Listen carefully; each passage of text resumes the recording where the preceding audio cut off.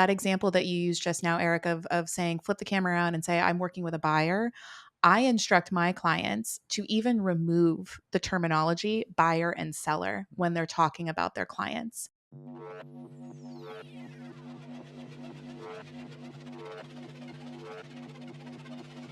Ladies and gentlemen, welcome to the walkthrough, the most underrated, valuable marketing show in real estate and podcast history. I am Eric Simon, aka Walter White, aka Heisenberg, aka the chemist, Jason, because I'm always cooking up fire content, sprinkling a little text-based hook, a little audio, the perfect caption, a timely photo, making it real, viral, and addictive. What do you think about that, Heisenberg? That was a longer one. I like the chemist part, though. You're a little alchemist because you're just whipping things up. Exactly. And I'm joined here by our great co-host, Jason Cassidy, a.k.a. F1J, because there is no summer slowdown with him and his real estate team. That is so good and topical because the new movie just came out. So you just called me Brad Pitt. Kat, do you like that one? I do. And I have mixed feelings about Brad Pitt lately with the things that have come out, but no less impressed and excited to see what's come F1. out. Am I going to derail the whole conversation? Is there like some no. We don't need to go into that. We don't need to go into that. I'm going to piss off. Let us know in the comments if you know what's going on there. Yeah. And we are joined here by one amazing guest. She is a master of magnetic branding and smart strategy. She's the head strategist at Sell It, the co-host of the Not Nice, Clever podcast, which I have been on, and I think Jason has as well. She helps real estate pros build a brand that sounds like them, not just their industry. Ladies and gentlemen, the Kat Torrey. Yay. What's up, Kat? Welcome to the show. Thank you. Thanks, I would Jason. like to get Eric. just before we get started too, Eric and I were both on Not Nice, Clever. Which episode got more downloads? I feel like you're putting me in a tough spot, Jason. You can say it. Tell the world. Hey, we're a truth podcast here, Kat. Technically, Jason's episode got more downloads and more views on Instagram. Well, I'm sure it had everything to do with the title, the thumbnail, the positioning. We are nothing if not marketing and branding experts, right? Candace and I, my co-host there. So potentially. Okay. Exactly. Now we can get started. Congrats, Jason. That's a big win for you. We do have an amazing show today. First, we're going to cover the authenticity paradox with AI, an impending social media recession that might actually already be here. And then we're going to get into branding, how to find your brand on social as a real estate agent, how to use buyer and seller psychology as an edge with your content. We're getting smart today, Jason. I don't know what half those words mean. The social paradox recession. This sounds crazy. We brought in a ringer on purpose. She's going to handle this for us. Absolutely. Okay. If you like the sound of this, pummel, obliterate, smash, and clobber the like button, and make sure that you stay to the end where we have two big announcements, including the BAM Camp ticket winner from last episode. Okay. Ooh. First, let's get into this impending social media recession. Kat, when we were coming up with topics for the show, you said you wanted to talk about this. So break it down for us. What's happening in the landscape of social media, and why is there a potential recession? So I want to first start by anybody listening or watching this, even for you two gentlemen. Have you ever been scrolling through Instagram stories and accidentally clicked on an ad and then found yourself in a funnel? Yes. What was your immediate emotional reaction? Shame. Crap. Like I'm trying to get back to where I was. Right. Like exit, abort. Like you're trying to get out of it. You were just trying to catch up with your friends because it's less effort than texting or calling this day and age. And you ended up in an ad funnel. And I had said this, Jason, at 1000 Watts annual conference last year. People hate to be funneled. Don't funnel me like I'm a gallon of water into your Stanley cup that you have 8 of that you will never use ever. Maybe you'll use one. And so I think that people are fatigued, and that's what the data is showing. We see engagement down across the board, and we can drop this Rolling Stone article in the show notes or in the chat for everybody to kind of, verify. I'm always into trusting but verifying whatever you read, but I even see it anecdotally, and I know each of you feel it. There's so many more platforms. We are bombarded, and now it's to the point where we turn off our social media notifications on our phone. I've even deleted most of the social media apps off of my phone because, right? It was too much noise and it was distracting me. and there's it a was whole, have you splintering seen my the focus. light phones? They're kind of like throwback No. phones that only have calling, texting, and like GPS or something like that. And it's like the Do they old have school. Snake though? No, no. It's Okay. like they're actually like 200, $300. They work with your carrier, but they have no app capability, but it's on purpose. It's called like a Mm-hmm. light phone. And it's basically like you can do that stuff on your computer if you need to, but Right. like with your phone that's connected to you all the time, phone call or phone texting. Yeah, just like Oh, that. There you go. If you're watching on YouTube, you can see the picture. It's well, basically now just I like know the what to ask for basics. I Christmas. think it even has like a way that you can connect like your Spotify to it so you can listen to music if you have your headphones in, but it has no apps. So it's like the no social phone. It's like they're kind of trendy though. Like I've seen Can it you more and more gamble? lately. Can you gamble on this phone? No internet connectivity, I don't think. So that's probably why I haven't bought it yet. But No thanks then, not for me. But Kat, I totally hear you with Mm-hmm. kind of the social media exhaustion, and I do see engagement being down across the board from like I take note a lot of real estate accounts, our own accounts, to just see, what's the general like to comment to share ratio, and I do see it Right. down everywhere. I don't know if that's just because algorithms are now feeding just the best quality of content, which I think is definitely happening Mm-hmm. because it's not about who you follow anymore. It's all about just these social media recommendations. So Right. quality is really just getting fed to people over the quantity of content, which I think is just leading to this across the board. So I guess tactically, with this in mind, Mm-hmm. how should agents kind of cut through the noise and not funnel people where they don't really sound like they're kind of ad click funnel machines? Yes. So I think that the permission I'll give everybody here, from a strategist standpoint, from a brand and marketing standpoint, is that less is going to be more this day and age and moving forward. So the pressure to post constantly, that Gary V, Alex Hormozy model has worked for them. It might still work, but most people don't have six-figure content teams.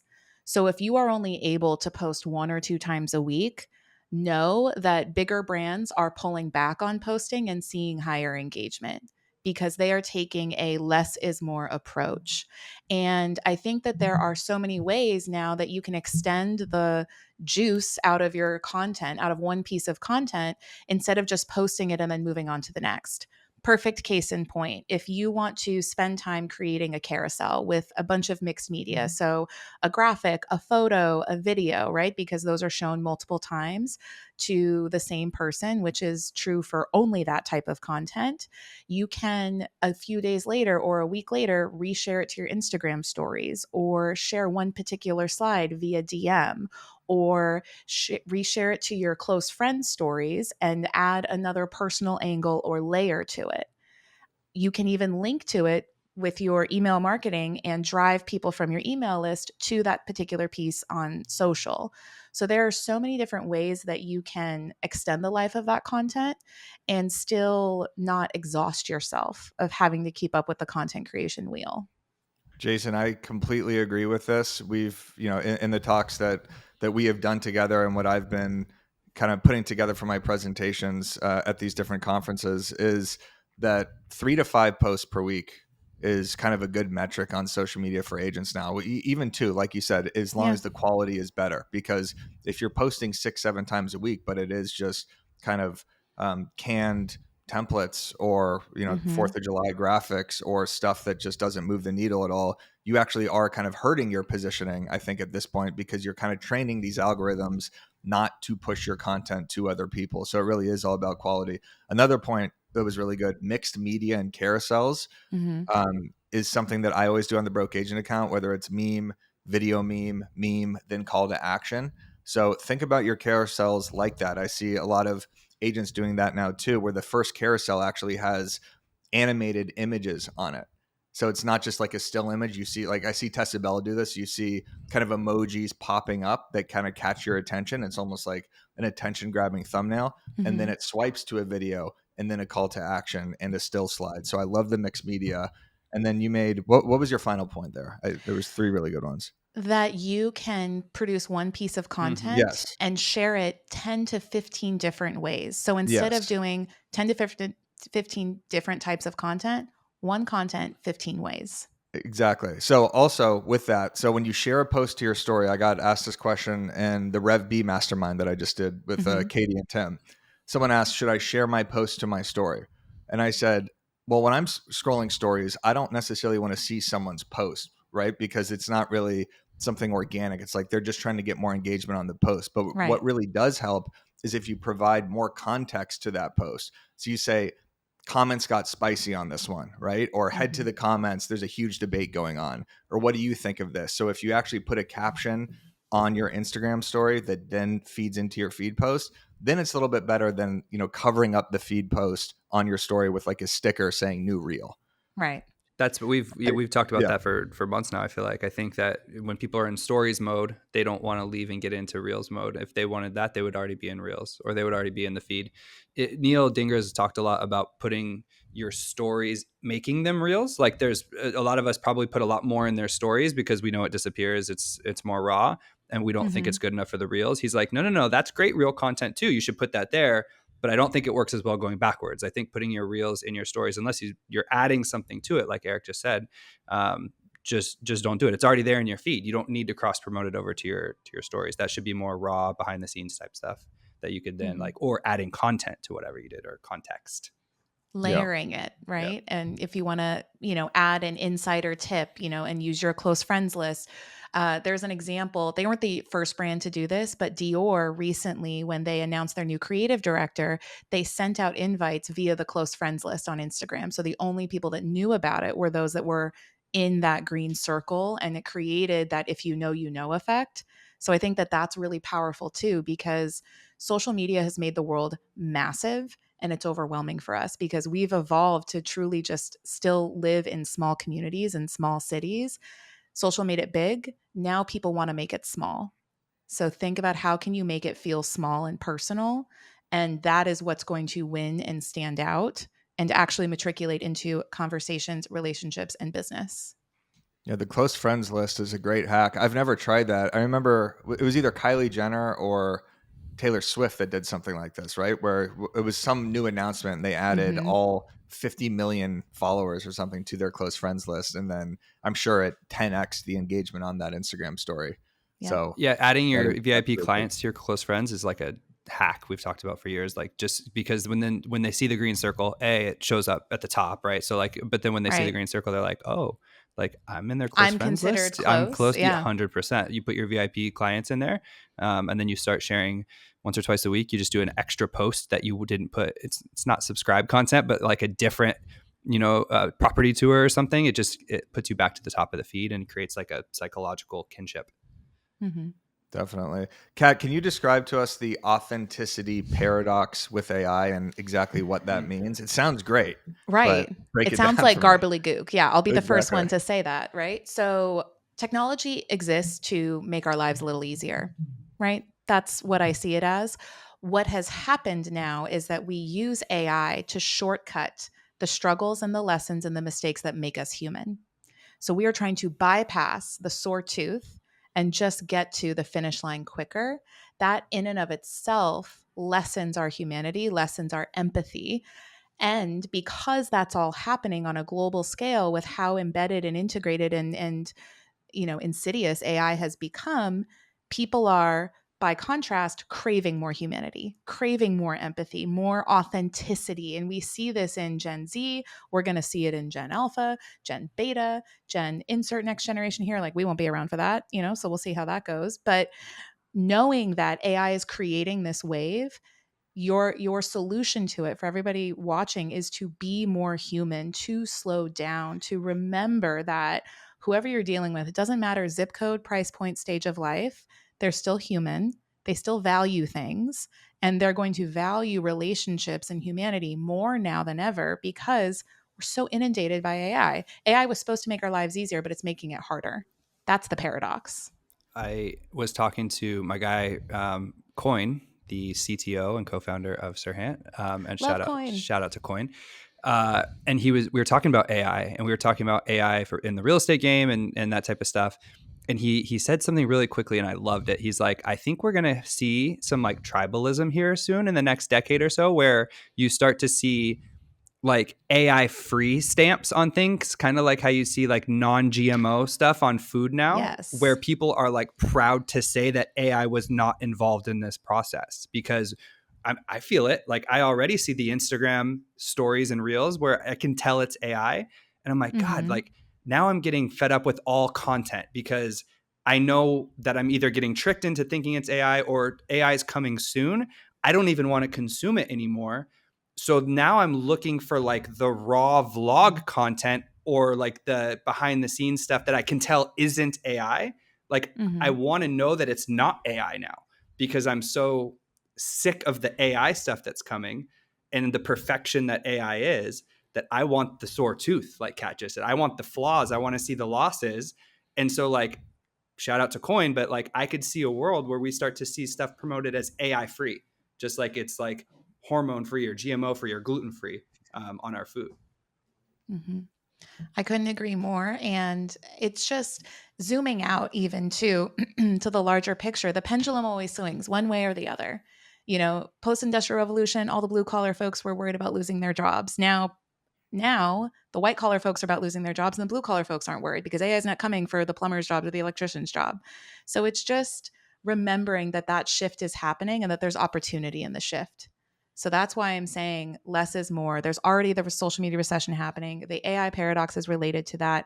Make use of it. You don't have to do what everybody's been telling you to do for the past 10 years because it's reaching a critical inflection point like right now. It's a very exciting time to be here and to be a part of it and to be aware that it's happening so you can take advantage of it. I like the anti-AI sentiment. I think we've only gone one way on this. Like, here are the chat GPT hacks. Here's how to create a custom GPT. But it's good to get a voice on the other side as well. Not saying you're anti-AI at all, but I Yeah, no, just I mean use it like, every day, but yeah, not to outsource my voice yeah, The creative, ever. I Mm-hmm. I am cool with it helping me write an email or correcting my grammar or making my life a little bit easier. I cringe at the thought of it writing our movies and our shows and like the creative side of all of it. That's Mm-hmm. where it loses me. And that's where I'm looking forward, or I could see the world of like AI free or something like that. Cause like I want to know, I want to hear the human side of it. definitely. Yeah. I think and you could tell, like you said, Jason, when people are using it, whether it's with the M dashes or just like someone who is now creating massive amounts of content and text-based content that wasn't before. And Totally. it's like you're not just coming up with all these ideas and now you have this insane output of content, which is great, but at the same time, it's very transparent of Mm-hmm. someone who didn't have an original thought in their head is now posting 50 Facebook different posts things like in it. this much text and then it's like Oh my God, perfectly that hurts Exactly. worded. my eyes. Yeah. Yeah. No, thank you. Yeah. Exactly. So let's talk about building a brand, Kat, and Yes. selling the story instead of a stat. And I think this is a great place to start with real estate brands because I see a lot of agents who kind of come from it from a more analytical perspective where it's all numbers or Mm-hmm. it's here's what's happening in our market, here's what's happening in the national market, which I think is definitely useful. But why is selling a story better than the actual statistics? Yeah, well, quite simply, it's a shortcut, a hack to get people to pay attention quicker and longer, and to give you that opportunity to get in front of them to serve them because we are wired. Everyone's brain is wired. I don't care if you're a millionaire or a billionaire or you're a blue collar worker. We're wired to remember stories more so than facts. So if you want to talk about being memorable, building a brand is about living rent free in someone's head, right? You occupy this little space like Taylor Swift does in all the minds of her Swifties and Beyonce in the mind of the Bayhive. And they know exactly how to describe you. They know how you make them feel and they know what to go to you for. And they don't even think about looking on Google or in the feed. There's no competition because brand creates demand. And if that sounds overwhelming, and if building a brand sounds overwhelming to you, I get it. I hear you. I'm the civilian in the room. I don't think we mentioned that yet. I'm not an agent. I'm not a broker. I am your client, though. And I'm very discerning. I'm very trust but verify. So, from my perspective, if you're overwhelmed at the idea of building a brand, just start by getting better at storytelling and telling stories because stories are how we learn, right? If anybody listening has children, you teach them what to do and what not to do based on stories, right? Jason, I'm sure with your kids, like Of when you course. tell them not to do something, they're like, but why? And you have to tell them the story.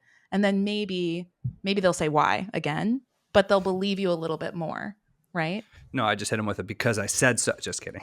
That too. Just So kidding.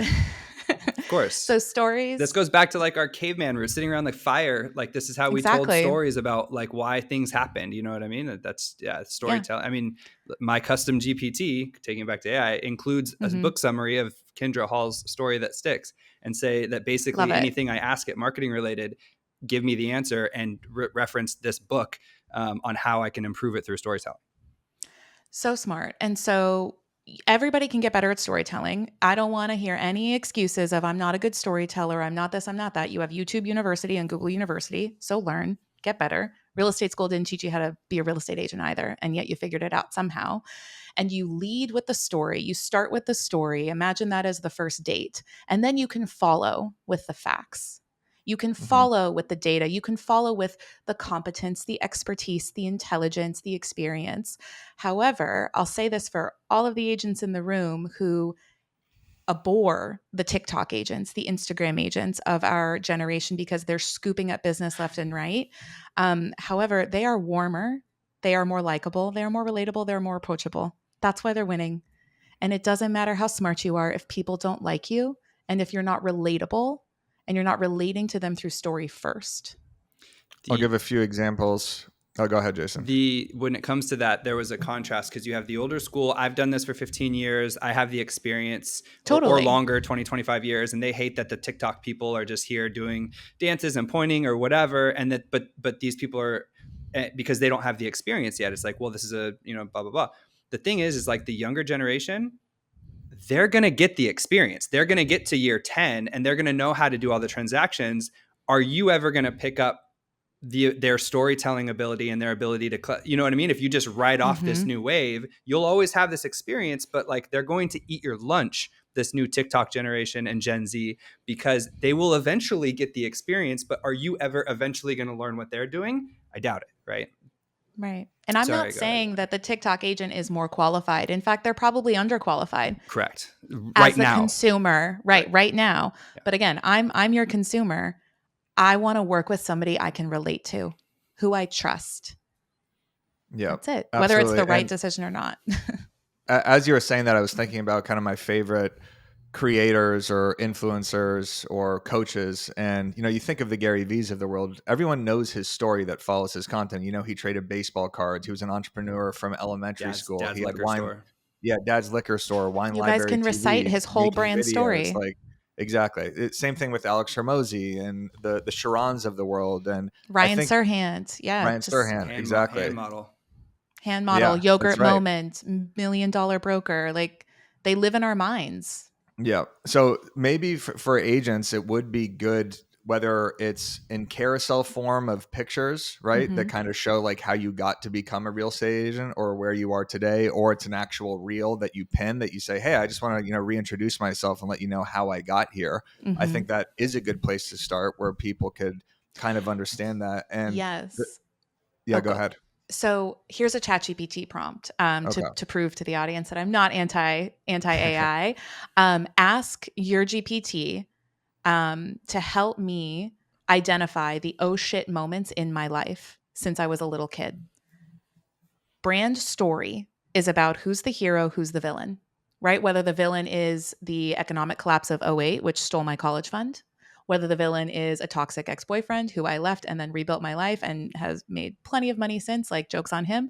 So share stories through those oh shit moments and work out those stories through ChatGPT. And then just like you said, Eric, put it into a carousel. And I guarantee you the shared struggle of those oh shit moments and the things you have learned since, it'll generate conversations. You'll get business somehow, some way out of it, because that screams humanity to me.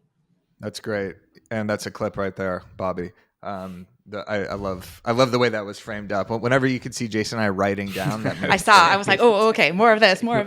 Something really hit. I have 3 things circled right now, actually, that are perfect for the clips. So also, I think about this with myself a little bit too, not to bring it to me, but just as a personal anecdote. Like my story, the villain was real estate, basically. Was the real estate world and everything I hated about it and how uncomfortable I felt and how I felt like an actor playing a role in this entire industry, basically. And that's what started the Broke Agent. And I think that relatableness has allowed it to play out the last 10 years of the evolution into BAM, where it's like, oh, I relate with that guy because everybody feels these uncomfortable feelings that no one was really talking about real estate until the brand came along. So it's working, I guess is what I'm It saying. is. But And you are one of the few creators, not few. That's an no, unfair you could say statement. that. You are a creator who has actually built a brand. You know, this is probably going to go so well in the comments, but you know, you hear a lot of people say your brand is your reputation, or your brand is what people say about you when you're not in the room. There are a lot of misconceptions of what a brand actually is. Those things are elements of it, but if they were true, agents wouldn't have a problem creating business because brand creates demand. But you, Eric, have shown how you've built something that started with you from a personal brand lens, but it's become bigger than you because people identify themselves in the struggles that you went through. And Well, that is a way to start building a brand without like having to think about all the million elements that go into it. Just start with your Logos, oh shit fonts, all that moments. type of stuff. Yeah, Right. those are elements, Typography, but positioning, target yeah. clientele. I mean, there's so much. Well, thank you. I appreciate that. And I also want to double down on the start a story and then to the stat. And Jason and I have mentioned this on a couple episodes as well. So instead of just saying, days on market is now 45 in this location, it's you get back in the car, you whip your phone around and super authentically and organically say, hey, I was just with the buyer and this house has been sitting for 50 days. My buyer said, why are houses, sitting for 50 days when they used to sell for 10? And I had this conversation with him or her. And then now you go into the stats. So you're starting with like a personal experience that you had. Same thing with 4th of July was last week. Instead of just doing the best 4th of July spots, which is a value-based post, it could say, these are the places I like to go on the 4th of July. And the reason is because when I was a kid, I used to go, with my dad and watch them Sharing a from, memory. Catalina Mountains or something like that. Then it starts to resonate more. Anytime they think of those mountains, they think of you and watching fireworks there. So that's great information. Yes. And I had a thought that sparked as you were talking, but now it escapes me, of course. So we'll just continue the conversation and I'm sure it will pop up again. We'll get back to that. But storytelling really does, Jason, make you stand out from the crowd. And you know what else does? Reminder Media. Hey, I see what If you you are did looking there. to stand out, if you are looking to stand out from the crowd, it's a resource you have to check out. You get your own branded print and digital magazines, email newsletters, and social media content. They deliver these resources to your contacts on autopilot, keeping you top of mind with your database. All you got to do is focus on your follow-up calls and watch repeat and referral business come in. All right. So, what role, Kat, does simplicity play in trust? And why does sounding smart sometimes backfire? Like if you use the word paradox too much, you might Right. confuse people a little bit, but you explained it so well. So Thank I you. love this because we were texting back and forth about this. And I thought this is so true. Like when people get too realtor-y or it's too jargon filled, people kind of lose that connection, right? That was my thought. Thank you so much. That Okay. was a beautiful Perfect. tip. Okay. So, jargon sounds pretentious Mm-hmm. and unrelatable. Again, I Yes. go back to it doesn't matter how smart you are if people also don't relate to you and like you. So I would even, that example that you used just now, Eric, of saying, flip the camera around and say, I'm working with a buyer. I instruct my clients to even remove the terminology buyer and seller when they're talking about their clients. Because when I am looking to buy a home, I don't think of myself as a buyer. The language I use in my head is I'm just a girl with my boyfriend wanting to find a home because I'm tired of renting and we're thinking about having a family. Like I want to be a homeowner. I want to be one of the first people in my family to break that generational cycle. That's the language that your clients, your future clients are thinking about and using. And so it's really important to use their language and to use it in ways that feel simple, because if it's simple, it's frictionless. And if it's frictionless, there's going to be traction. Mm-hmm. If there is any sort of complexity, people are going to it's like a mental speed bump, and they're not going to want to try to do the mental lift of figuring out what you're saying. They're going to find somebody who says it simpler and clearer, and then they're going to go with that person, whether or not Mm-hmm. they're experienced or qualified. Sharon has mentioned this too in the past, where he's like, he actually said, like, stop saying I have a client or I have a buyer, and basically say I'm helping a family looking to move into this neighborhood or something along those lines. Like it hits better because it's too transactional when you're just saying I have a buyer or I have a seller. Yeah. I'm helping a couple. I'm helping a family. I'm helping, right? So like explain it in layman's terms, what you're trying to do. Yep. Mm-hmm. It was Einstein, right, that said the mark of true genius is making complex things simple. Eric loves it when we use Einstein quotes. Oh, I did this. He just twitched? Did the eye twitch? I don't did know. this in a talk in Fresno a couple weeks ago, and he got up after me and he's like, I've got an Einstein quote for. He like made fun of me for like 5 minutes about using an Einstein quote in my talk. No, for 5 minutes. Yeah, right. It was 10 seconds, and it was me in the audience. Neil Dinger said something like, "Who said that quote?" And then I said, "Einstein said it." So There we anytime you go. bring it up an Einstein quote, it's just it's funny. But it Yeah. worked It's in like that case, Kat. the So one person we think of when it comes There to we quotes go. is Albert Einstein. The other thing I'll say about simplicity too is that, because I was researching statistics before we hopped on here, and I'm referencing it now, is that the easier something is for us to understand, the quicker we're likely to trust it and the more valuable it seems.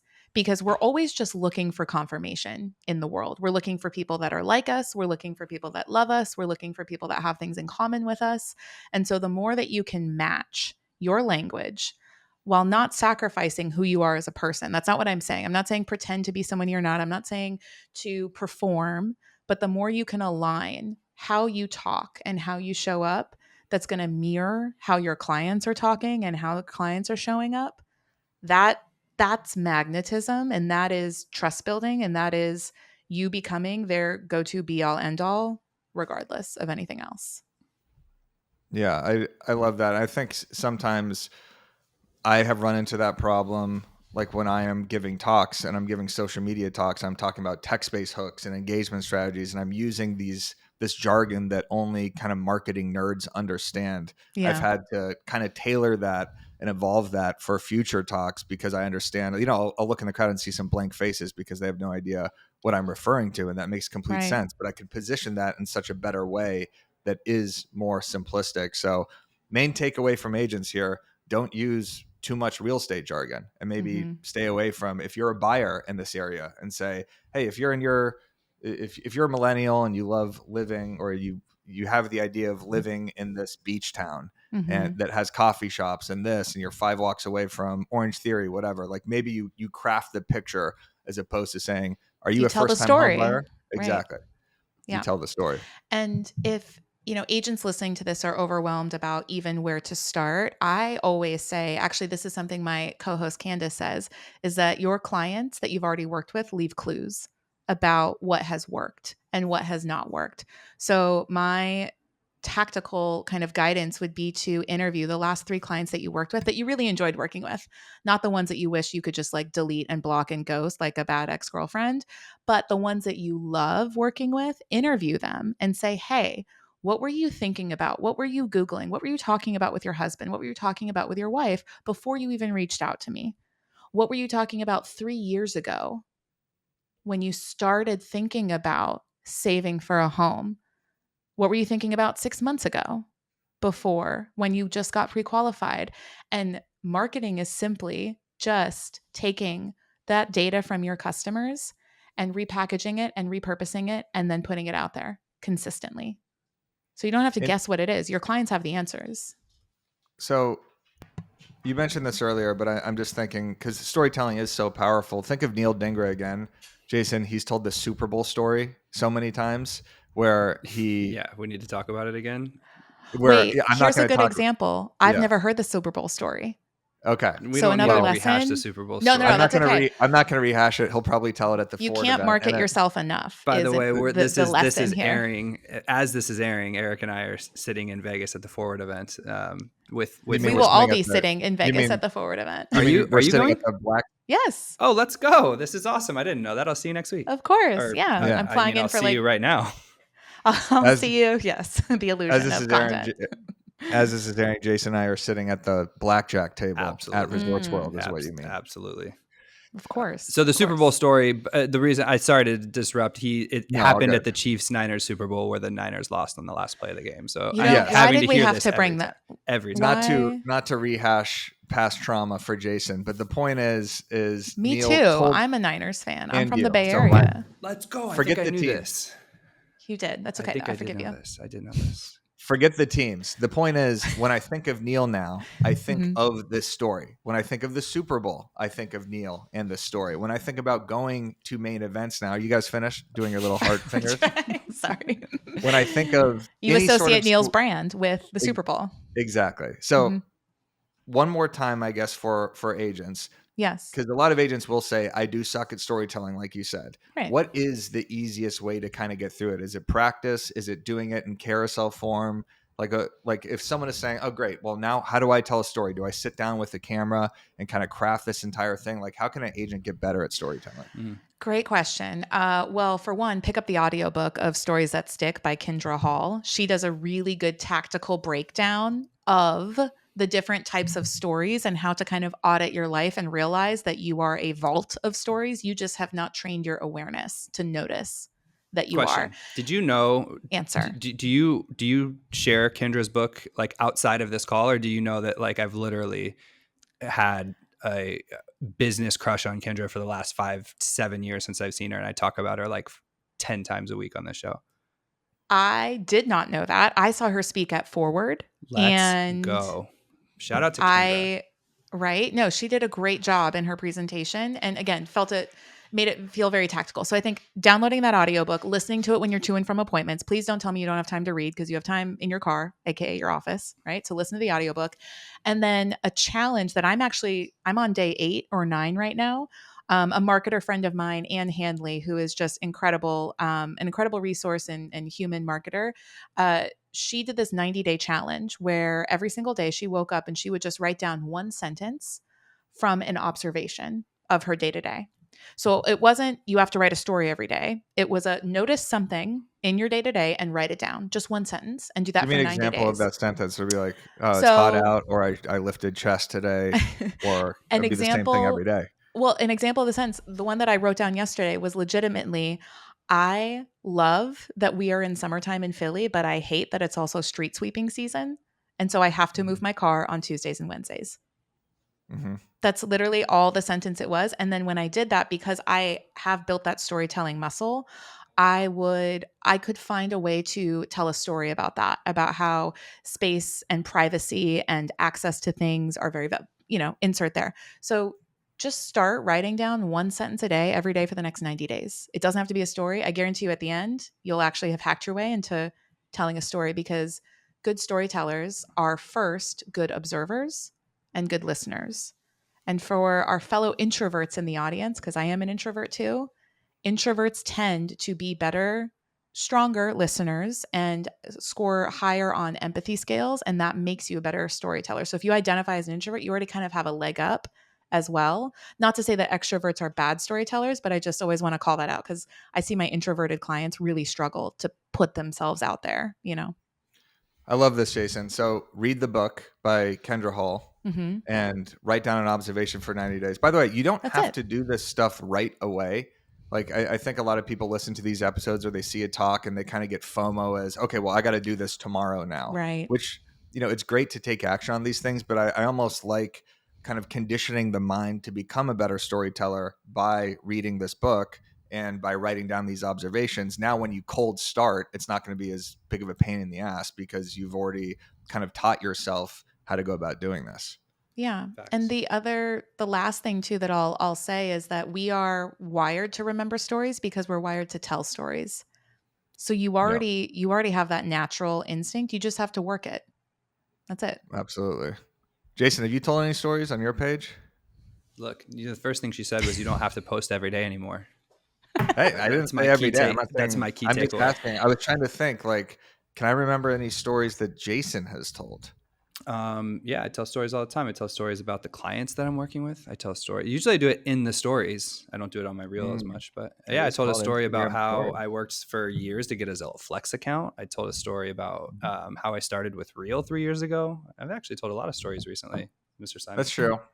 You want to That's know true. what's funny? When you had asked that, Eric, the first thing that came to mind was the story you told about how, Jason, you had to stop working for the day because your kids have been asked for pushies and slammies Mm-hmm. and you needed to like throw down with them. And Mm-hmm. then you showed like them doing like the fake, like, body slam on the bed and this and that. And that that story, Jason, will probably stick in my mind as like me seeing the human family side of you, because you get to see a man's character when you see them interacting with his children, just like with women and mothers and their families. So that's something that was really memorable from, again, the civilian in the room. Thank you. I appreciate that. In fact, that entire story chain, Eric, and if we're referencing a very niche thing that now happened 2 weeks ago from when you're watching this on my Instagram stories, but most people, I think, would have just said, hey, I'm going to throw a happy hour next Tuesday at 3:00. Come here, right? That's what most people would have done in the marketing world. Mhm. And because I wanted to do a real happy hour here in San Diego. Instead, I turned it into like a 15 slide story chain where A I saga. made Yeah. up my whole thing, and then I acted like I texted you, and then I had this whole entire thing where there's comedy layers to it. There's reaching out to like which putting a poll as to which thing, and like soliciting audience advice. I got more DMs from that saying this was a movie, this was amazing, ha ha ha, and then Give you me a end it with the break. personal touch. So yeah, Yeah, right. I have told Show me one stories. DM. If someone sent you a Eric wants DM the receipts. saying this was a movie, I want that person detained. I want that person thrown in a federal prison. I just want to say you Let me can't see see it because it says Oh, boy. this story is effing hilarious. That's just the first one at the top. Yeah, maybe just because of the text message I sent you. If they're referring to that specifically, that would make sense. Pause. Let me make sure it wasn't. I also it was responded not. to It was that the one. final text. Thank you very much. Yeah. I also said, Eric, that you were a hard maybe after your response. Like that got me to respond. And I don't even live in San Diego. And I was getting in on this because it was like you were allowing people to come along for the ride and you were showing the good, the bad, and the ugly, you know? You should fly down for this happy hour, Kate, or Kat. There'll be two people there. It'll be Jason and his wife, and that's it. My team actually is gonna, if nothing else, I'm gonna make my 12 team members come, so it looks like a lot of people came. There we go. Honestly, just kidding. All jokes aside, I do think that was a great way to promote the happy hour, and that story did show up in my feed multiple times. So, despite my hesitation to think that you got a flood of DMs saying this is a movie that they want to go to their next cinema and see this actually play on screen, I do agree with you that it was a good story. Thanks. And by the way, Appreciate it. if you do want to craft, Kat, a better story of yourself online, you should just check out experience.com, because if you haven't heard of it, this is a platform that gives real estate agents free profile that boosts your visibility on Google search and maps. We're talking 93% of users showing up on the first page of Google. From one dashboard, you can manage your entire online experience, collect and showcase reviews, and track customer sentiment. So if you want to show up higher, look better online, and actually control your digital reputation, hit the link below and check out your free profile. All right. This episode was absolutely packed with value. Great. I want to announce 3 things. All right. First, I want to announce the winner of BAM Camp. BAM Camp, September 24th in Scottsdale, Arizona. We had a bunch of comments, and I want to run through some of them. And just, Jason, you could ask, or you could tell me who you want the winner to be. Wait, hold on. This? Was this from our YouTube? This is from last episode. Yeah. Oh, okay. I haven't even looked at the comments yet. You know what? I think I know who I want to pick. Well, do you want me to read it off and you pick then? Is this not a democracy here, or? Well, it is, but there's a comment that compliments Jason and I so much. By the way, if you want to win something, you compliment the guest. You say how much of a fan you are of this sort of content. So Steph Bartone says, BAM Camp, I love and watch your show weekly. Recent BAMX member. BAM member. So Steph Bartone, you are the winner of the BAM Camp ticket. So I will be in contact. So it shall be. Just because you flattered us by saying you watch it weekly. And then I checked, because you could click on someone's profile and see comments they've left. And she does watch it weekly. Like, she leaves great comments. Yeah. So by the way, the more great comments you leave on this post or on any of our YouTube videos, the more likely you are to win something. How about that? Okay. This was a lot. Last episode, a lot of comments. I know. I like exactly. This. Nice. And then, Kat, I want to workshop a little bit what you think the title of this episode should be. I think it's kind of fun to do that with guests. Ooh. But second announcement, BAM Barbecue. Okay. Ryan Serhant is headlining this. This is taking place. Did you know that, Kat? I didn't. See? July 16th. That's this our boss, Kat. We have to be there. That is our boss. I mean, I'm a train ride away in Philly, so. This is, well, First of all, if you don't have to be anywhere, it's virtual and it's free. So if you've ever Oh. attended any of our free live events, you know that they are packed with value and entertainment. We got Ryan Serhant, we got the CEO of EXP, Jason Leo, going on to talk about the Shout out to Leo. state of the industry. And then we got Scott Harris of experience.com, who's going to teach us how to build your online reputation in search. So when people start searching on ChatGPT saying, which real estate agent should I pick in Spokane, maybe it pops up as ALYSSA, Alyssa Kernut. There we go. The old goal used to be I want to rank on Google. Now the new goal is I want to be a ChatGPT response. It's so weird. It's so funny. Well, I looked up best real estate marketing accounts to follow. Bam, popped up. Because you looked it up. You need to do it from an incognito or have someone else do it. Yep. If you ask your own ChatGPT, it's always going to say your name. Yeah, you're right. And then it's just fueling that confirmation bias. Yeah. Damn, that's right. Fair. That's fair. I should have known that. I am an idiot. All right, Kat, any thoughts on what you would title this episode? I don't know. I feel like, I don't know, the anti-AI movement. No, I think that was, I think it's Is that more tired? about like that was too brand, niche. It was too little of what the bigger. That's the brand true. and simplicity, like why you shouldn't use jargon, something that gets a lot of clicks. How to build your brand as a real estate agent. The first place to how to become a better storyteller, something along those lines. Storytelling, yes. I think how to build your brand in a way that won't break the bank. Ooh, I like that. That's a pretty good one because I'm always very much like, do you have 500, 5,000, or 50,000 to spend? Because I'll tell you how to invest it wisely, regardless. But if you ain't got no money to your name, start with the storytelling. So yeah, I'd say that. I think that's good. Anytime you could have some sort of numerical value to whatever you're doing really does help with the specifics of why you should post. Like how to build your brand for $0. Yeah. Bang. I would be totally down with that because that's what it is. It costs, just like it costs nothing to be kind, it costs nothing to build your brand. Like, I know that I shouldn't say that as a brand strategist because I want people to continue to hire me, but truly, I'm all for the democratization of this. So take it and run with it and reap the rewards. Awesome. Well, Kat, this was an amazing episode. Thank you so much for joining us. This was a solo episode. So, when it's solo rare. Sometimes it's very rare. I'm honored. Because we were like, we got to get into branding. Usually we just go topic to topic, what's happening in social media. But we said, you know what? We got Kat Torrey on. We need to go full-fledged here. So, Kat, where can the people find you? In true elder millennial fashion, I hang out on Instagram quite a lot. I also pop over to LinkedIn, but come find me on Instagram. It's at KatTorreyXO. Say hello. I don't outsource my DMs, so you'll know that you'll be talking to actually me. Would be funny. AI free. If you DM'd Kat and it was all these AI automated responses. Well, if you want my lead magnets and my playbooks, then yes, you will get my ManyChat response. But if you actually just ask me a question, I will take the time to respond.